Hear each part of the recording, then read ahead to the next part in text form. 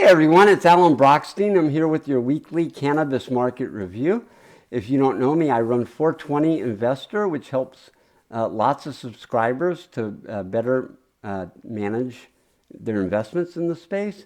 And I also run New Cannabis Ventures, which is a great source of news. All right, so the reason I do this is because I want to touch base with the people that care about what I think.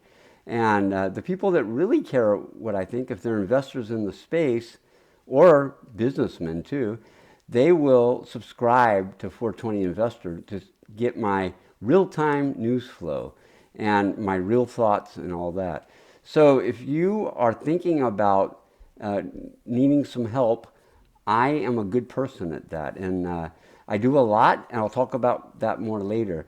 Today, I want to keep this pretty normal. I'm wearing my mask because of my accident that I had on April 15th, my anniversary, and I'm missing some teeth, and I don't want to distract you. So you can just think I'm afraid of COVID. That's okay. All right. So I wanted to talk about, first of all, the news from this week. And the only news that was of importance to me, the real news, I know we have a potential vote in Congress coming up, but the Statistics Canada or StatsCan released the Canadian cannabis sales for the month of May. And, you know, obviously we've seen some stuff for June in certain state markets, so it's a little old, but that's the way it works in Canada. You get the data about 50 days after the month ends. And so I had a high fire estimate. We came in above that. They were looking for a little dip. We actually rallied off of a higher, so they revised April higher. And then the May number was about 376 million Canadian. And that was up almost 1% from April's revised number. And it was up about 20%, a little over 20% from a year ago. And I know people don't care about Canada anymore. They used to care too much about it. Now I think they care too little. I do think that market is growing, and there's some things that could happen there that would really help, I think. And so, you know, we're going to see some companies continue to make progress, and other companies just fold up and leave. And I think that I actually have a little bit more than the index exposure in my model portfolios in Canada. I have 4 names. One of them I've been very public about. It's Canopy Growth. I went from a hater to a part-time investor. And the other 3 I'm not going to mention right now, but I feel like they're not the big guys. They're not the ones that are dominant. I've had a view in the past that people pay too much for the Canadian LPs, especially the big ones. And so it's a little bit different for me now to have a position in Canopy Growth. I did reduce it profitably this week at near the high. All right. Next, I want to talk to you about the articles that I wrote and distributed. The first one was called, it was part of my newsletter. I have 3 articles, and this was the 3rd for the August edition, which I'll put out maybe on Friday, July 29th. So certainly by August 1st, I'll put it out. But it was called Stick With This Canadian LP. And I reviewed this LP, and I wrote about why I still like it, and I expect it to go up a lot in price. And it's one of my 4 holdings. All right, I also put out yesterday the 3 Friday pieces that I always put out as a reminder. So this is based off of the weekly review. And if you are already in my email list, you got the weekly review. It's also available online publicly. I'll try to remember to put a link to it. But if you're listening to this, the chances are you just like to listen, you don't want to read. So that's why I'm doing this. And so that was one. The second one was called Model Portfolio Composition. That's a weekly piece. And in that one, I talk about my 2 long-term. I run 3, but my 2 longer-term focused model portfolios. One's a trading model portfolio. I'll talk more about all these later with you. But each week I look at them by subsector, the percentage that's in the subsector, and I compare it to the index. I want to make sure that all my subscribers of 420 Investor understand the bets that are being made. And so I have exposure right now to only 3 of the 8 or 9, 10 subsectors. And that's, I have MSOs, I have my biggest positions in ancillary names, and then I have the Canadian LPs, and I'm barely over there. And all these I'm overweight a little bit at least, and even the ancillary, which is the largest part of the index. So I don't have any biotech, I don't have any CBD in my model portfolios, these longer term ones, and that's the way it is right now. All right, the third one was a cannabis subsector review, and in each week I pick a date. This date was February 16th, and that was the high of the year after the start of the year. And we opened up down this year, I think, and so I think that the high of the year was actually December 31st, or maybe I'm wrong and it was early January, but after we dropped, we rallied, and so February 16th was the last peak. You can find other peaks, of course, but it was the last big peak. And so I go by each subsector, and I take all the companies that are similar market caps, and I compare them on the chart from this date. And it's been crazy. It remains crazy. I think I said last week, not all these cannabis stocks move together. And if you just want proof, look at that. You have to be a 420 Investor member to actually get it, but you could do it yourself. I use Y charts, and you just pick some stocks and you punch in a date and you look at the returns since that date. But it shows them per day, not just the total return. All right, so now I keep a focus list at 420 Investor, and I added to it this week. I added Aurora and IIPR and Jushi. And so now it's 32 names. Included are Goodness Growth and Columbia Care, which are being acquired and will go down. So I'm at 30 full-time right now. And there's a couple, at least one that I might remove, but not right now. But I always tell my subscribers that 25 to 32, that's the right size to be my focus list. And these are the names I cover greatly. I give all of them write-ups in advance of their quarterly reports. And my 420 quality can only invest in these stocks. And I actually made a mistake and should have added Aurora a little bit earlier. I did use that big dip in Aurora to create a position, and I just forgot to put it in.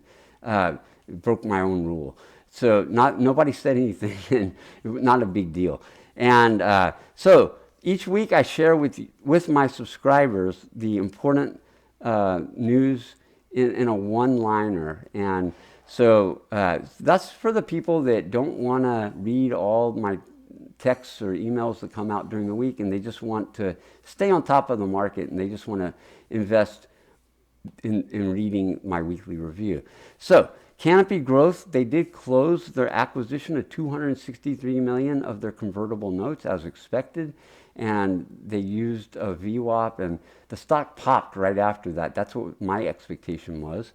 Curaleaf named a new president of Curaleaf International. The last guy was from Nuvera. He's staying as an analyst, I think, but not a big fan of Nuvera, that's for sure.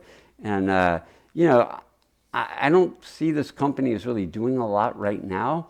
I think I can recall Boris just saying it wasn't going to be a big numbers year for it anyway. All right, the next one is Green Lane, and they sold their stake in Vibes for $5 million. They used that money and some other money to repay their former CEO the debt, and I thought that was a positive, getting that debt out of the way. If they didn't repay that debt, he could have taken over the company. It could have pushed, they could have forced bankruptcy. Next is Tilt Holdings. So we're jumping from G to T. And they introduced a new brand, Toast, in Massachusetts. TerraSend launched cookies in New Jersey. Village Farms launched, I've never heard of this before, but the original Fraser Valley Weed Company at their Pure Sun Farms. And that comes from British Columbia, I'm pretty sure. So it's a West Coast grown brand. And then last and probably least, Valens named an independent director. It's their sixth one. And so their board has some insiders on it, but it's controlled by independents.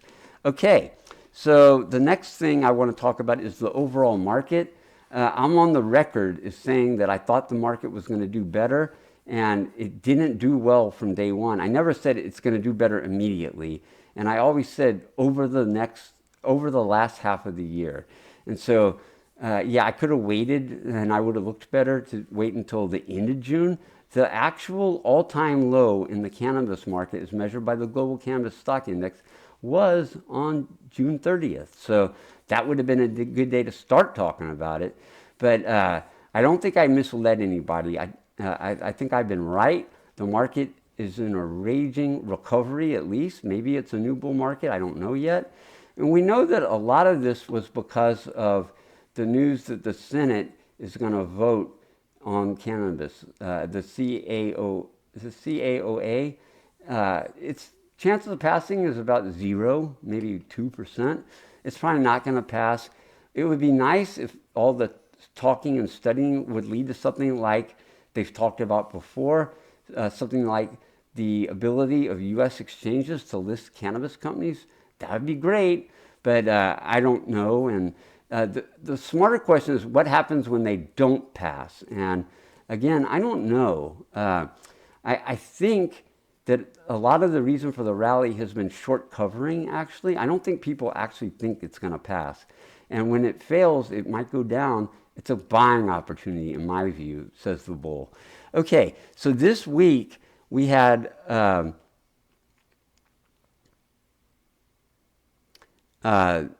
we increased 7.2% in the global cannabis stock index, and that leaves it up 9.4% in July.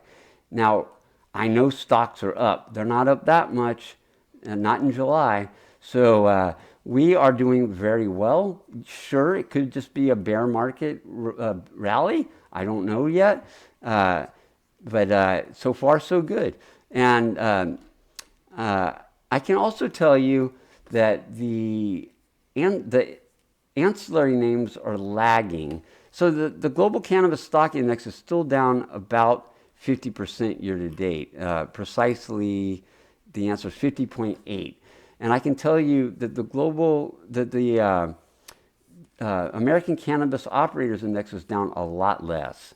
And if you look at the ETF MSOS, it's not down a lot less, but it's had performance problems, I think. I wrote about that in my New Cannabis Ventures newsletter last week. And the other thing, the ancillary is down more. And so that, I'll talk more about that in a moment. So I want to talk quickly about my model portfolios. And I have 3, as I mentioned earlier. One is trading oriented. And traditionally, I've had about 5 names, all about 20% when I'm fully invested. And I can be in cash. I can't go short. And that model portfolio is down only 24%. And I'm sorry, that's not right. Well, it may be right. It's down.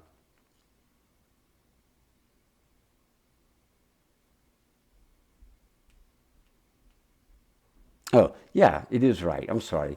It's down just 24%, but that's not great. I measured that. It's way better than the index. It's down half as much as the index. And I've been pretty long and wrong during the year, but I always tell my subscribers that I'm trying to beat cash, and that's not.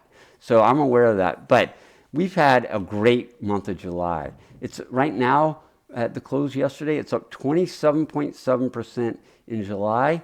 And it was up 7.9% this week. which is more than the market. And so, yes, I'm fully invested, but I was up more than the market. I'm a pretty good stock picker, and I proved it this week. Am I 100%? No. And my subscribers will be able to, if you run into one, they'll tell you about my errors. I do make mistakes too, and but the bottom line is usually pretty good. Since inception, which was in late 20, I can't remember exactly when the start date was, but since inception in either late 2013, which is when I think it was, it's up, are you ready? 2,138%. And a lot of that was, make the money, go to cash. But these days I've been pretty fully invested, and I can remember when Jeff Sessions pulled the federal mandate that allowed cannabis under the Obama administration. And when he pulled that after Obama during Trump, I went to all cash. And that's the last time I think I was at all cash. I've tried low at the beginning of 2021. I don't recall off my head, but that is my long-term plan, to make money and then go to cash. Well, right now I'm not at cash. It's about 1%. And then 0.5%. And 9 positions, 0.5% cash. 420 opportunity is up 23.6% in July. I just told you that the index is up 9%. How do I do that? Good stocks. Or they're not necessarily good stocks forever, but they're good stocks right now. And that one is down, looks like, it was up 11% during the week, 10.9% to be precise. It's down this year 42.5%. That's way better than the 50.8% that the index is down. How am I doing it? I can't buy and sell and go to cash. The cash is limited there. It's limited to 20%, but I generally don't go to cash, to even 20%. So it's basically good security selection.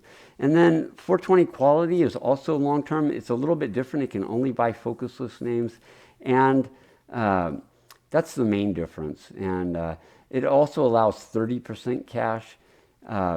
So it's more limited, and it should do worse over time than 420 opportunity, but that's usually not the case. This week, it rose 10.8%, which is more than 420 oh no, it was less, sorry.